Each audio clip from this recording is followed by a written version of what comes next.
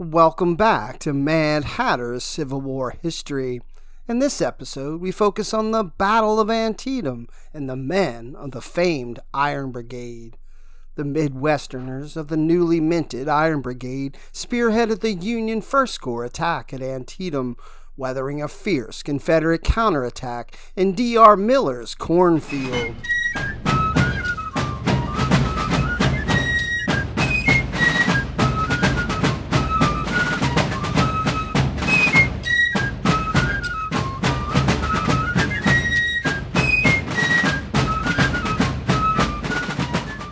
The dense formation that constituted the Army of the Potomac's Black Hat Brigade formed up on Joseph Poffenberger's farm at dawn on September 17, 1862. They then dutifully tramped south through the gray mist of the damp morning as the thump of artillery and rattle of musketry increased in intensity in the farm's fields and woods along Hagerstown Pike near the whitewashed Dunker Church. "You're in open range of rebel batteries," Brigadier General Abner Doubleday informed Brigade Commander Brigadier General John Gibbon as his men prepared to engage the enemy. Confederate shells and case shot exploded on and around them as they advanced. The storm of iron sent men and equipment flying through the air. The horrific experience sorely tested the discipline of the Wisconsin and Indiana troops who made up the brigade. But they had fought admirably at Bronner's Farm and South Mountain and possessed the grit necessary to withstand the shelling. The 6th Wisconsin spearheaded the brigade's advance through David R. Miller's farm on the east side of the pike toward his sprawling 30-acre cornfield, led by Lieutenant Colonel Edward Bragg. The mature corn was as tall as the soldiers who would fight their way through it that morning. Rebel skirmishers fell back steadily before the advance of the sea of blue-coated soldiers. The regiment went into action straddling Hagerstown Pike, with its soldiers fighting on both sides. The companies of the 6th Wisconsin's left cautiously entered the northwest quadrant of the cornfield. A heavy fire erupted from the Confederates in the cornfield, as well as in the west woods. Rebel volleys knocked men down, splintered the fences on both sides of the turnpike, and sheared off stalks of corn. The stout-hearted men of the 6th Wisconsin returned the fire, but they needed help. The storm of Confederate fire directed at the men of the Black Hat Brigade marked the beginning of a long and bloody fight that would eclipse the intensity of their previous battles. The brigade's story remains one of the most compelling sagas of the battle that unfolded in the rolling fields that day around Sharpsburg, Maryland.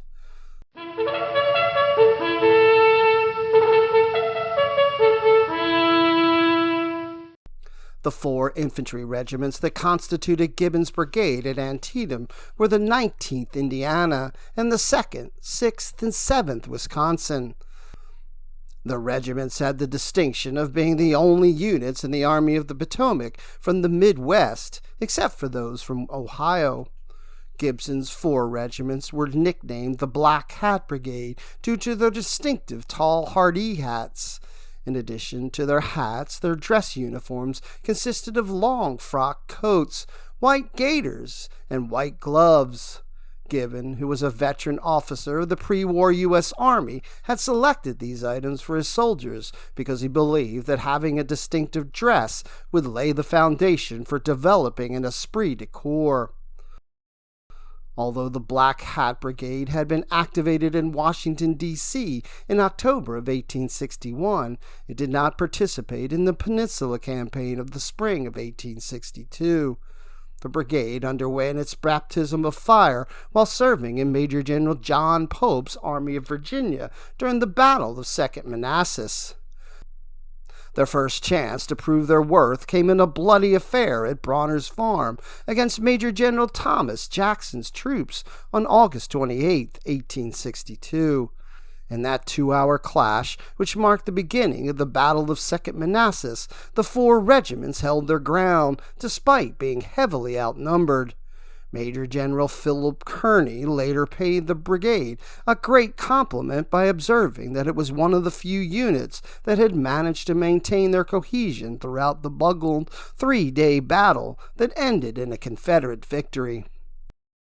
Shortly after 2nd Manassas, Major General Robert E. Lee led the Army of Northern Virginia into Maryland, pursued by the Army of the Potomac, now commanded by a reinstated Major General George B. McClellan, who replaced Pope after the second debacle at Manassas. Lee's army crossed the Potomac River on September 5th and assembled near Frederick, Maryland. On September 10th, Lee issued Special Orders 191 to his generals, outlining a plan for capturing Harper's Ferry, Virginia, which was garrisoned by 10,000 Union troops. The orders split the army into 4 parts, 3 of which would concentrate against the Federal arsenal that lay astride Lee's lines of communication into Virginia. The capture of the arsenal was entrusted to Stonewall Jackson. While Jackson's columns besieged Harper's Ferry, Lee and his 1st Corps commander, Major General James Longstreet, would wait at Hagerstown, Maryland, for Jackson to join them once he had captured the isolated Union outpost. Lee was banking on South Mountain, the extension of the Blue Ridge Mountains in Maryland, to mask his movements. Once the army had reunited, Lee planned to maneuver against McClellan's army. To prevent the Federals from making a rapid passage over South Mountain, Lee detached Major General D.H. Hill's division to defend Turner's Gap, where the National Railroad crossed the 2,100-foot mountain. A thin screen of infantry and cavalry defended Crampton's Gap, 6 miles to the south. Hill distributed his 5 brigades to hold Turner's Gap and nearby Fox's Gap, which he only became aware of during his inspection of the ground he had defended. Unfortunately for Lee, one of his officers dropped a copy of the orders on the ground at a Confederate bivouac at Frederick, Maryland. When the Union Army marched through the area, a Union corporal found the orders and forwarded them to McClellan, who received them on September 13th. After reviewing the orders, McClellan saw a golden opportunity to destroy the Army of Northern Virginia, one section at a time.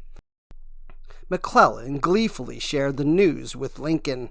"I think Lee has made a gross mistake and that he will be severely punished for it," wrote McClellan. "I have all of the plans of the rebels and will catch them in their trap."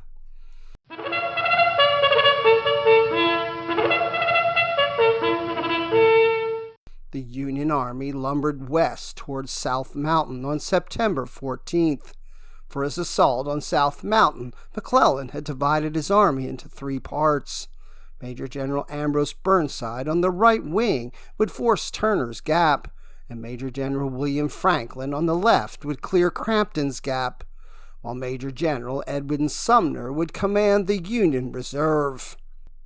Burnside had the 1st and the 9th Corps. Franklin had the 4th and the 6th Corps, and Sumner controlled the 2nd, 5th, and 12th Corps. The soldiers of Given's Black Hat Brigade, which was the 4th Brigade of Brigadier General John Hatch's division, and Major General Joseph Hooker's 1st Corps, went into action at South Mountain on the extreme left of the 1st Corps line. Hooker ordered Gibbon to lead his hard-charging Midwesterners straight up the National Road and create a convincing diversionary attack, while the bulk of the 1st Corps struck southward to turn the Confederate north flank. The main force of the 1st Corps had orders to gain a secondary road that led from the hamlet of Frosttown to Hill's headquarters at the Mountain House in the center of the Gap. To secure that road, the flanking troops would have to attack up rugged spurs that protruded from the mountain on each side of the defile. Facing the 1,300 muskets of the Black Hat Brigade was Brigadier General Alfred Colquitt's brigade, which was composed of 4 Georgia regiments and 1 Alabama regiment. The Midwesterners bided their time for 2 hours under fire from Confederate cannon posted in the Gap, while the rest of Hatch's division moved into position for their flank attack. Hooker ordered Gibbon to advance at 5 p.m. Gibbon had his regiments in a line astride the pike. North of the National Road, Captain John Calais, 7th Wisconsin, led the attack, with Bragg's 6th Wisconsin in support. While south of the road, Lieutenant Colonel Alois Bachman's 19th Indiana led the assault, with Colonel Lucius Fairchild's 2nd Wisconsin in support.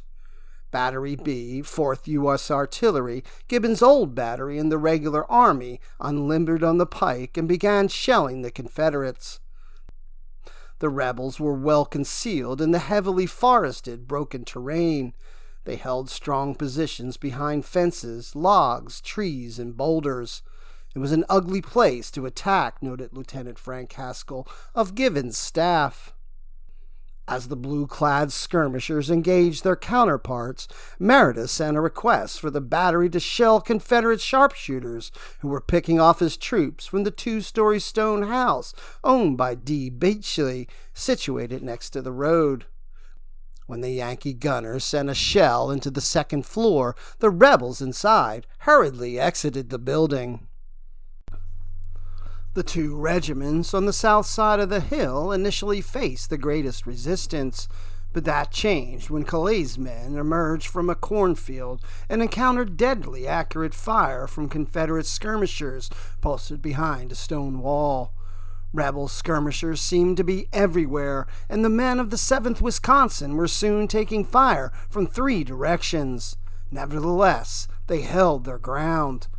Colquitt held back the bulk of his brigade, relying on skirmishers in open formations to resist the Federal brigade arrayed against him. The men of the Black Hat Brigade pressed forward in the face of well-aimed Confederate fire, but the firing did not deter the determined Midwesterners. The men hurried over the rough and stony field with the utmost zeal, wrote Major Rufus Dawes of the 6th Wisconsin. There was neither hesitation nor confusion. Bragg did his best to try to turn Colquitt's northern flank. Hill's troops were reinforced at dusk by elements of Longstreet's corps, which had made a forced march from Hagerstown. The onset of darkness brought an end to the day's fighting, and the rebels withdrew from South Mountain during the night. The Confederates reassembled on the high ground west of Antietam Creek near the town of Sharpsburg. Colquitt reported that he suffered 110 killed and wounded, while Gibson's losses amounted to 37 killed, 250 wounded, and 30 missing. McClellan had observed through his field glasses the tenacious fighting of Gibson's Midwestern men. When Hooker arrived to confer with McClellan regarding additional orders, the Army commander purportedly asked Fighting Joe to identify the troops he had been observing. "Those are General Gibson's brigade of Western men," Hooker replied. "They must be made of iron," said McClellan. "By the Eternal, they are iron. If you had seen them at Bull Run, as I did, you would know them to be iron." Hooker was soon referring to the unit as his Iron Brigade. That McClellan bestowed the name upon them was mentioned in letters that soldiers of the brigade sent to friends and family back home. "General McClellan has given us the name of the Iron Brigade," wrote Private Hugh Perkins in a letter to a friend dated September 24th. In addition, correspondents of northern newspapers covering the battle began using the nickname.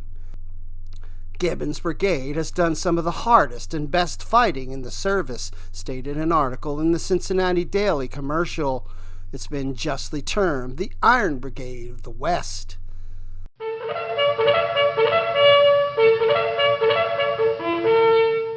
The brigade, along with the rest of the Union Army, set out for Boonesboro, Maryland on September 15th, where the townsfolk cheered them.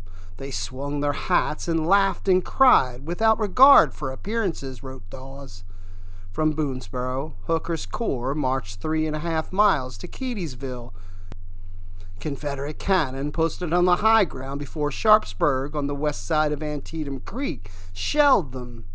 Gibson's troops bivouacked in a ravine where they hoped to escape the artillery fire. Late in the day on September 16th, McClellan ordered Hooker's First Corps to cross Antietam Creek and probe the enemy position. The troops tramped across the upper bridge, reaching their assigned position at 9 p.m. The brigade formed into columns with loaded rifles near the North Woods on Joseph Poffenberger's farm for their advance the following morning. When Hatch was seriously wounded at Turner's Gap, Brigadier General Abner Doubleday had assumed command of Hooker's 1st Division. Doubleday now rode along his lines just before dawn, adjusting the position of his troops to protect them as best possible from Confederate guns to the south. Hooker, to whom McClellan had given the honor of spearheading the Union attack, planned to advance south on both sides of Hagerstown Pike towards the Dunker Church. Doubleday's division held a key position on the Union's extreme right flank. To its east, Brigadier General James B. Ricketts had orders to send his division through D.R. Miller's Cornfield and the East Woods. Moving in the center was Brigadier General George G. Meade's division. Major General Jeb Stuart, who commanded the Confederate cavalry, had placed 4 batteries on Nicodemus Heights to contest Hooker's advance. The rebel gunners had a clear field of fire over the farmland across which Hooker's troops would be advancing. Once Hooker's attack was underway, Colonel Stephen D. Lee's artillery battalion, which was deployed on high ground east of the Dunker Church, also began shelling Hooker's troops. 2 of Stonewall Jackson's 4 divisions defended the West Woods and Miller's Cornfield. The West Woods measured 300 yards wide at its southern end, but tapered to a width of 200 yards at the northern end. On the extreme Confederate left in the West Woods was Jackson's Old Division, led by Brigadier General John R. Jones. The division's 4 brigades formed a double line with 2 brigades in each line. The front line consisted of 450 soldiers of the Stonewall Brigade, commanded by Colonel Andrew Grigsby of the 27th Virginia, and the 400 men of Jones's Old Brigade, led by Captain John Penn of the 42nd Virginia. The second line consisted of Brigadier General William Telefaro's 500-man brigade. Telefaro was not present, as he was recuperating from wounds received at Bronner's farm, so Colonel Edward Warren of the 10th Virginia had temporarily taken his place as brigade commander. Brigadier General William S. Stark led the 650 muskets of the other brigade in the second line. To the right of Jones's division was Major General Richard S. Ewell's division, commanded on that day of the battle by Brigadier General Alexander Lawton in the place of Ewell, who was recuperating from a debilitating wound received at Second Manassas.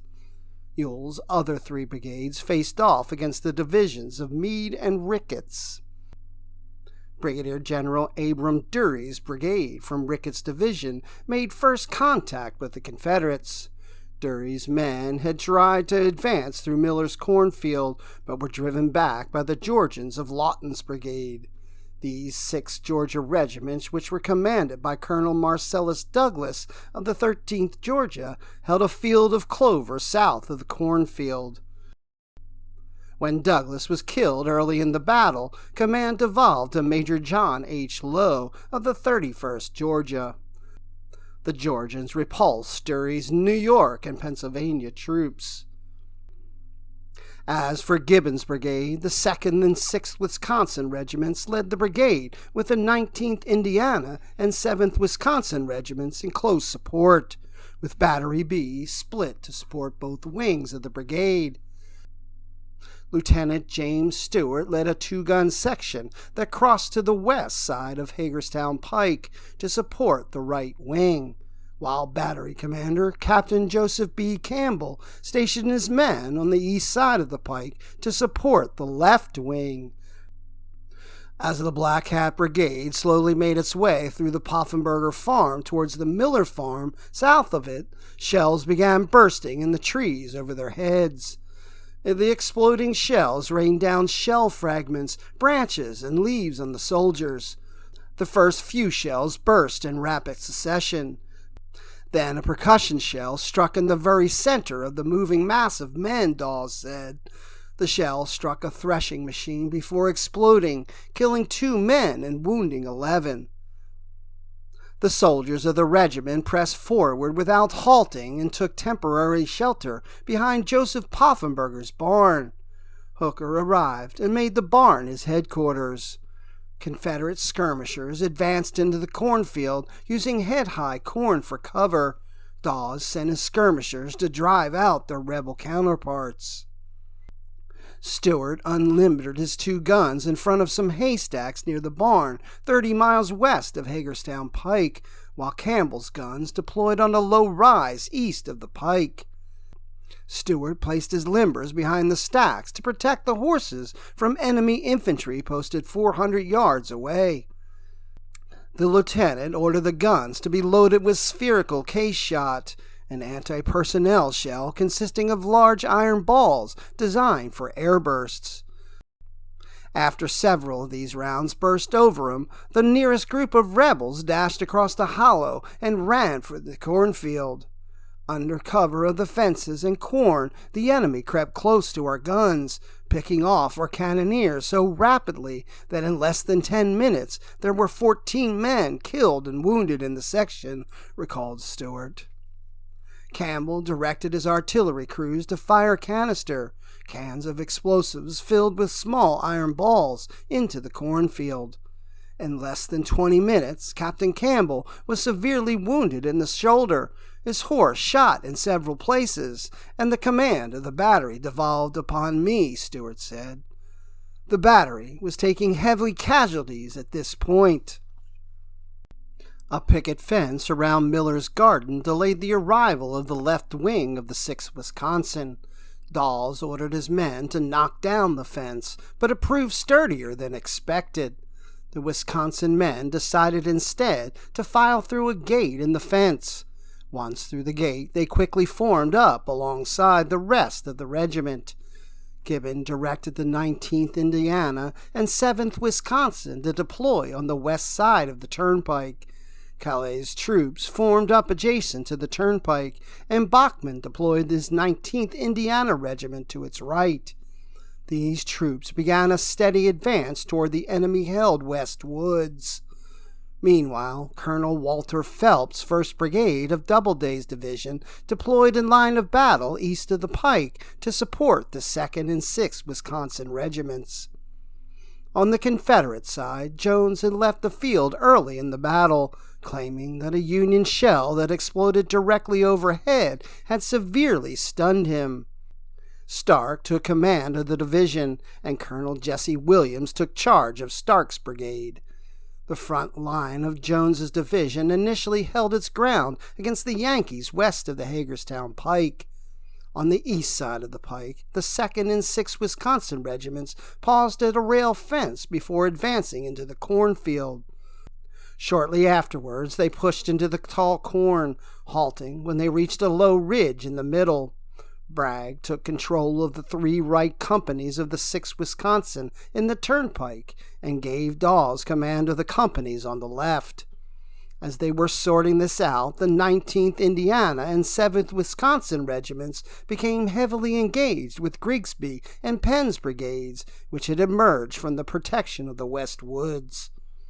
At that time, Brigadier General Marcena R. Patrick's brigade from Doubleday's division came up behind the 19th Indiana and 7th Wisconsin to lend weight to their attack against the West Woods.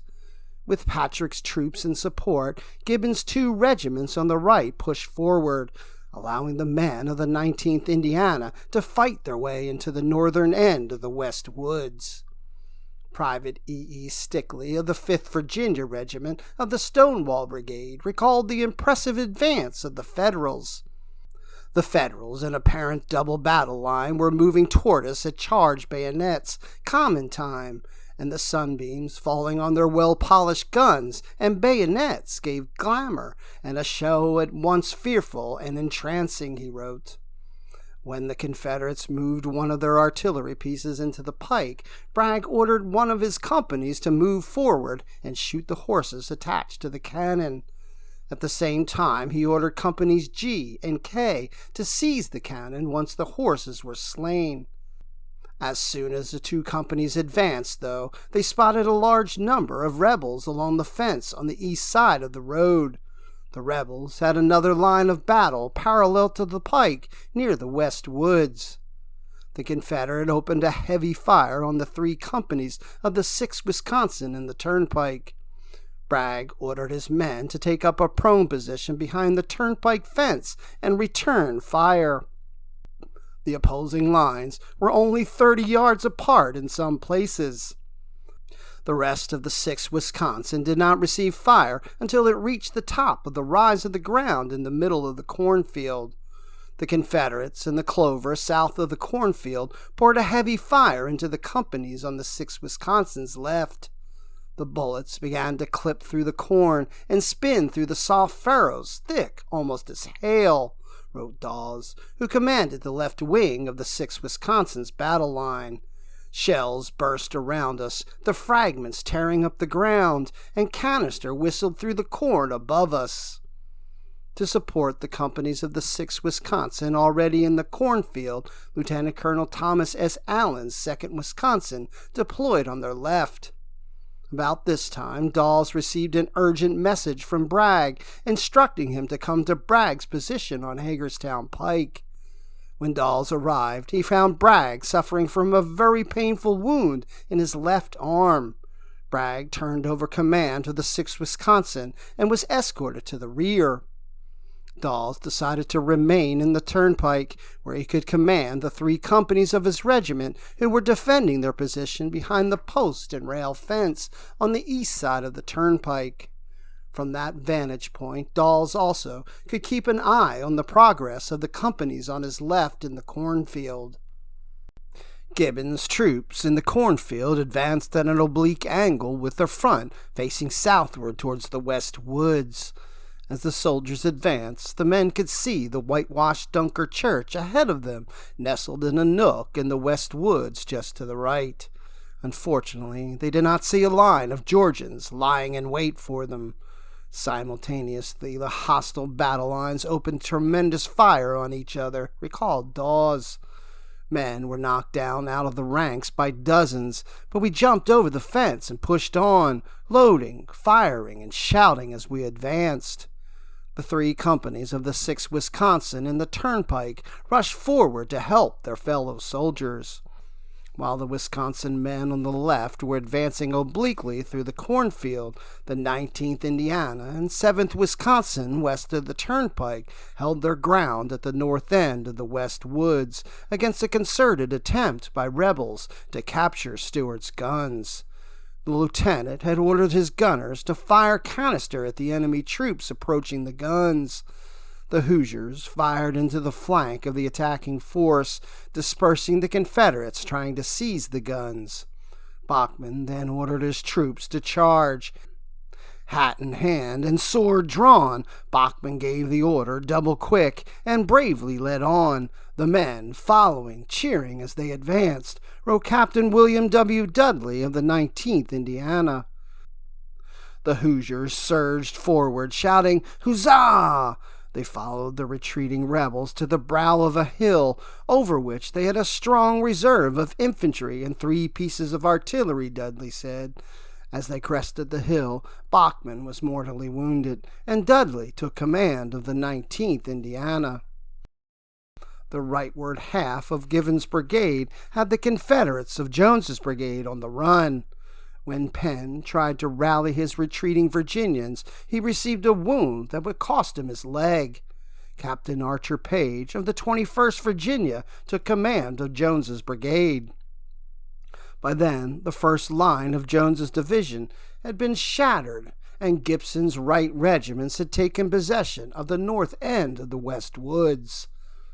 Jackson had assembled 13 guns at the eastern edge of the west woods that were shelling the Yankees as they sought to drive the Confederates once and for all from the woods. Captain John B. Brockenbrough's 2nd Baltimore Artillery had all 6 of its rifled artillery pieces in action. In addition to three 3-inch ordnance rifles, the battery had a 12-pound Blakely rifle, a 12-pound Parrott, and a 10-pound Parrott assailing the Federals. Receiving heavy fire from the Confederates, the 19th Indiana fell back in disorder to the pike, where the officers rallied them. In the seesaw fighting, their regimental colors fell 3 times, but each time they were raised again. Grigsby ordered his surviving Virginians to change front to face east. They poured a devastating fire into the right flank of the 19th Indiana, driving the Hoosiers back to their original position alongside the 7th Wisconsin. Although the 2nd and 6th Wisconsin eventually drove off the Confederates defending the clover field adjacent to the cornfield, the line stopped by common impulse, fell back to the edge of the corn, and lay down on the ground behind the low rail fence, wrote Dawes. One of the last men to run back into the corn was Private Bob Tomlinson of the 6th Wisconsin. When begged by his comrades to retreat with the rest, he told them he had a few cartridges left. Standing alone, he fired his last round. When finished, he walked calmly back into the cornfield.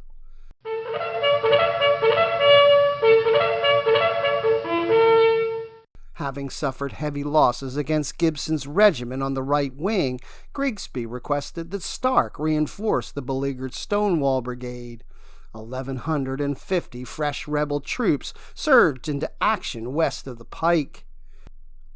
Meanwhile, Grigsby's remaining troops took cover behind limestone outcroppings and continued fire on Gibbon's troops west of the turnpike. We commenced removing the fence in front of us when the enemy opened a destructive fire from the woods in our front, Gallet wrote. Our men returned the fire and charged over the fence. The men of the 7th Wisconsin maintained a steady fire until Stark's troops emerged from the west woods, crossed Hagerstown Pike, and fought their way into the cornfield. Most of Gibbon's brigade, except perhaps for parts of the 19th Indiana on the extreme right, became engaged against Stark's force.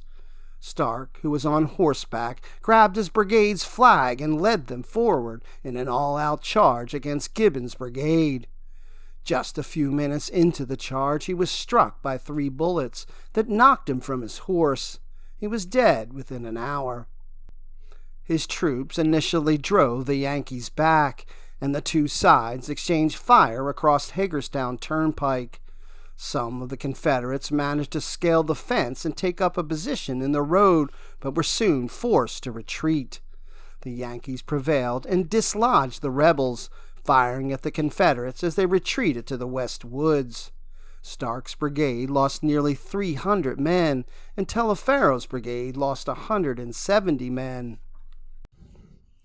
The soldiers of Gibbon's brigade who had engaged Stark's rebels found that their rifled muskets had become so fouled that it was difficult for them to drive home a bullet with their ramrods. As a result, the fire slowed considerably. The 14th Brooklyn Regiment and the 2nd U.S. Sharpshooters of Phelps' brigade arrived to reinforce the exhausted men of the 6th Wisconsin, taking up positions behind them, though some of the men of the 14th Brooklyn and the Sharpshooters stepped forward to fight alongside the 6th Wisconsin. These commands became intermingled with the black hats of the Badgers, interspersed here and there with the red kepis and trousers of the Empire Staters and the dark green uniforms of the Sharpshooters. Men and officers of New York and Wisconsin are fused into a common mass in the frantic struggle to shoot fast, wrote Dawes. Everyone tears cartridges, loads, passes guns, or shoots. Men are falling in their places or are running back into the corn. This line was soon ravaged by rebel artillery and musketry. Men fell to the ground, dead or grievously wounded. Because of this, the survivors took it upon themselves to withdraw to a depression in the ground, where the officers rallied them. The soldiers from Wisconsin and New York advanced into the clover field once again. They were approaching the Dunker Church when Confederate reinforcements swept out of the west woods and overran their right flank. Dawes said that the volley cut through their line like a scathe. The Yankees retreated in disorder through the cornfield with the Confederates close behind. These fresh troops belonged to Brigadier General John B. Hood's division of Longstreet's 1st Corps. Lee had earlier sent them to Jackson to reinforce his left wing. Before the battle began, Hood asked Jackson for permission to allow his men to cook breakfast.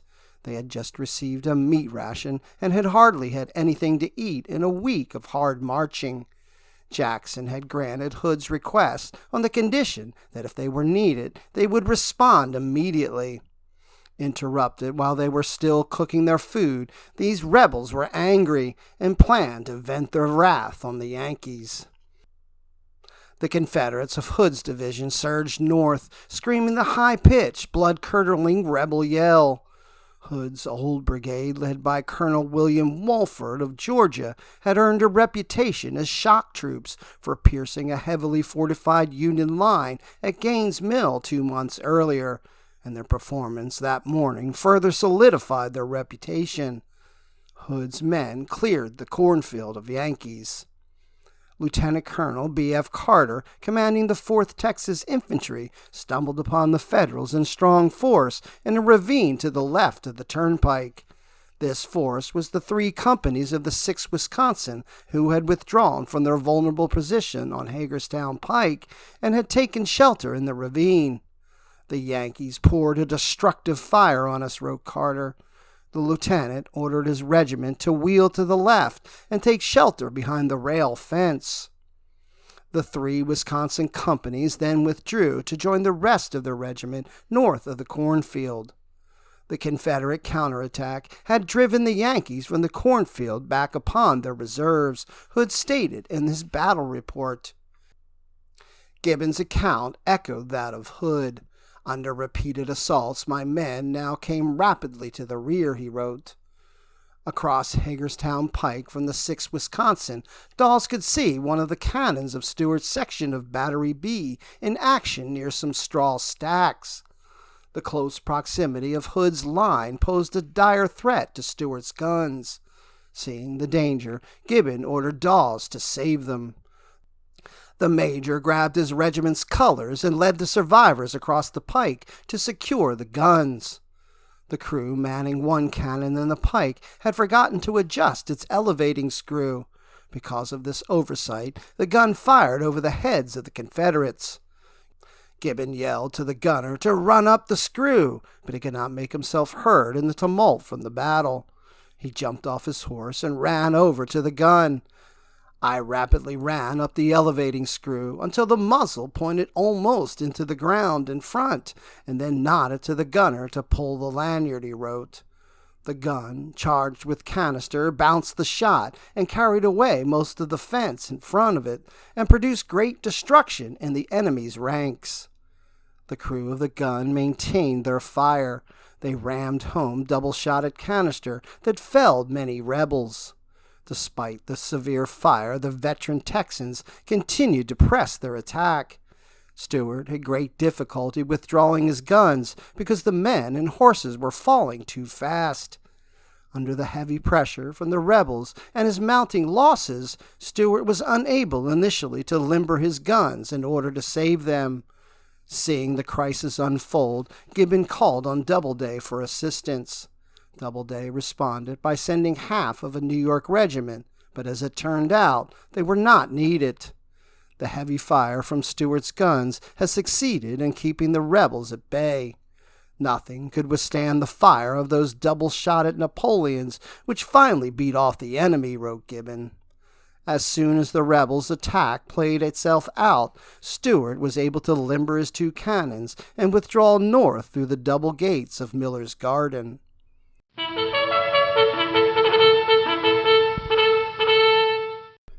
The bugle call you just heard means it's time for this week's book recommendation.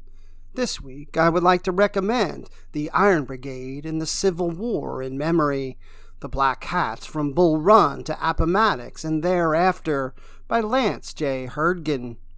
The book is really the first book of an storied outfit, and it could not have been written without the lifetime of study undertaken by award-winning author Lance J. Herdgen. More than a standard military account, Herdgen's offering puts flesh and faces on the men who sat around the campfires, marched through mud and snow and dust, fought to put down the rebellion, and recorded much of what they did and witnessed for posterity. Herdgen's magnificent book is sure to be looked upon as his magnum opus and is based on decades of archival research and includes scores of previously unpublished letters, photos, journals, and other primary accounts. This well-researched and written tour de force, which includes reunion and memorial coverage until the final expiration of the last surviving member, should be the last best word on the Iron Brigade for the foreseeable future. When we were young, explained one black hat veteran many years after the war, we hardly realized that we had fought on more fields of battle than the old guard of Napoleon, and have stood fire in far greater firmness. Here, at long last, is the full story of how young farm boys, shopkeepers, rivermen, and piney camp boys in a brigade forged with iron helped save the Union.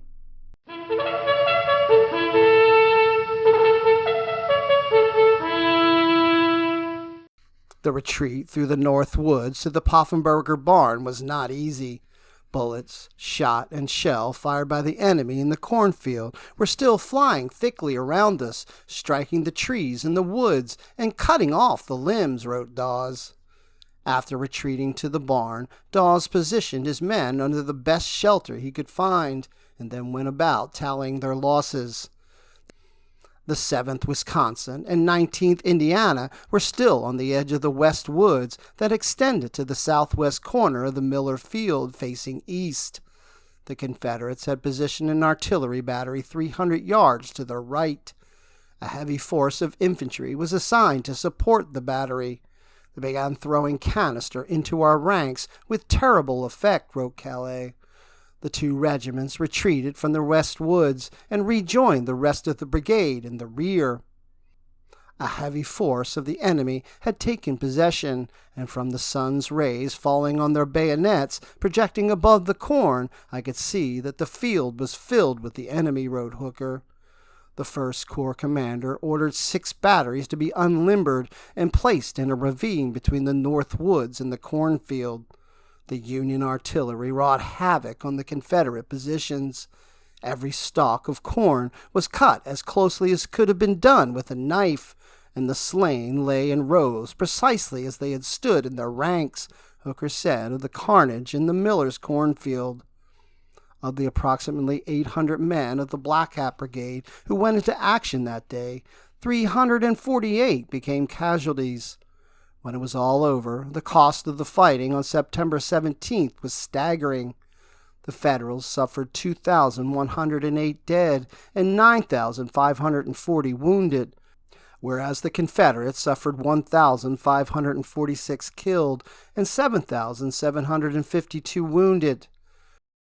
1 in every 4 Union soldier and 1 in every 3 Confederates became casualties at Antietam. When the American Civil War ended in 1865, the Battle of Antietam would stand out as the single bloodiest day of the war. Thanks for watching this episode of Mad Hatter's Civil War History. Like, follow, and click the bell for notifications to ensure you see all the latest content. As always, let me know if there's any other important events of the American Civil War you would like me to address.